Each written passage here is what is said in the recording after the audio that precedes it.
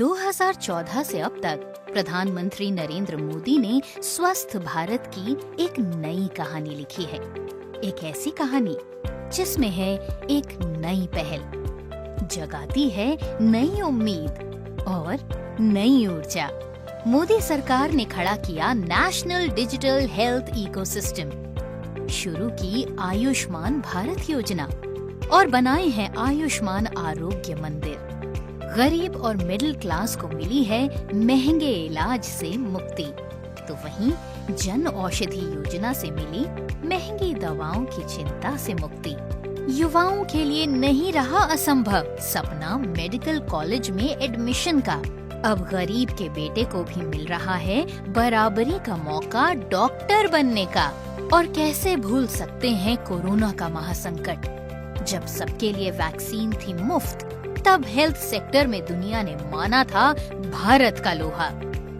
बच्चों का पोषण, माँओं की देखभाल, सुपोषित भारत से आई है परिवारों में खुशियाँ। 70 साल से ऊपर के बुजुर्गों को 5 लाख रुपए तक मुफ्त इलाज, बस बनवाना है आयुष्मान वय वंदन कार्ड। नर्सिंग कॉलेज, महिला छात्रावास और जल्द शुरू होने वाले कैंसर अस्पताल गरीबों और जरूरतमंदों के लिए है खुशखबरी और लाई है बड़ी राहत। तो चलिए मिलकर संकल्प लें स्वस्थ भारत, विकसित भारत का। 2014 से पहले केवल 60% बच्चों का पूर्ण टीकाकरण हो पाता था। आज यह आंकड़ा बढ़कर करीब 90% तक पहुंच गया। स्वास्थ्य सुरक्षा के क्षेत्र में भी बड़ा बदलाव आया।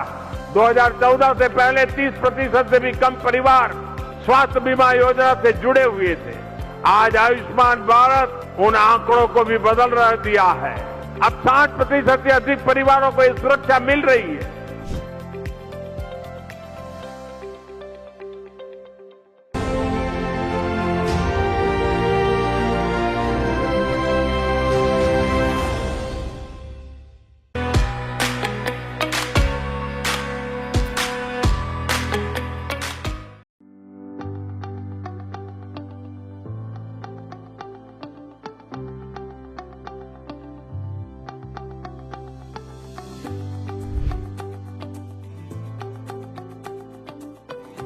जिस देश के नागरिक जितने स्वस्थ होंगे, उस देश की प्रगति की गति भी तेज होगी।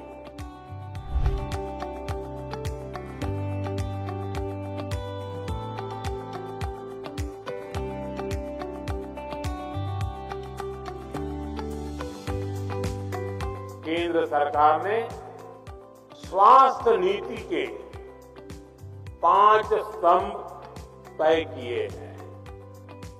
पहला, बीमारी होने से पहले का बचाव।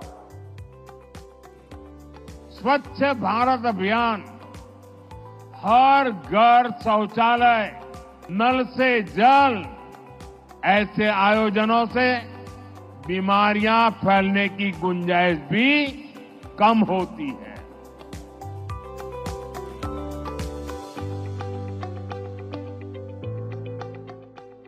1.5 लाख से ज्यादा आयुष्मान आरोग्य मंदिर बनाए हैं। इससे कैंसर, डायबिटीज जैसी अनेक बीमारियों के बारे में शुरू में ही पता लग सकता है।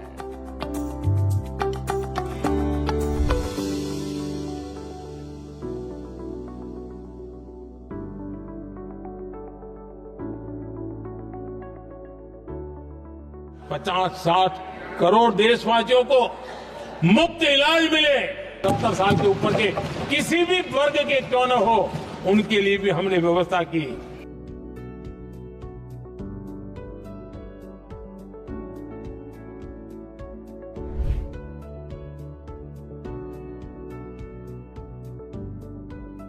आजादी के 60 सालों तक देश में सिर्फ एक ही एम्स था और वो भी दिल्ली में। आज देश भर में करीब 2 दर्जन एम्स है। देश में मेडिकल कॉलेजों की संख्या भी करीब करीब 2 गुनी हुई है। बड़ी संख्या में हमारे युवा डॉक्टर भी बने हैं।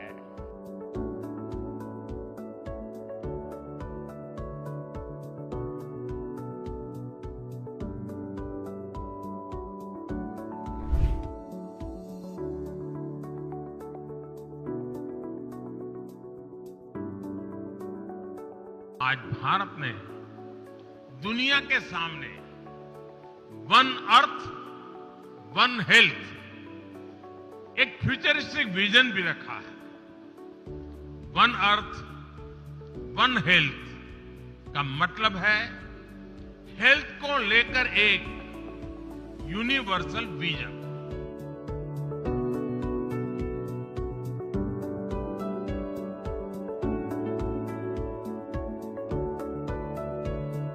मैं अपने देश के गरीब और मध्यम वर्ग को महंगे इलाज के बोझ से बाहर निकाल कर ही रहूंगा।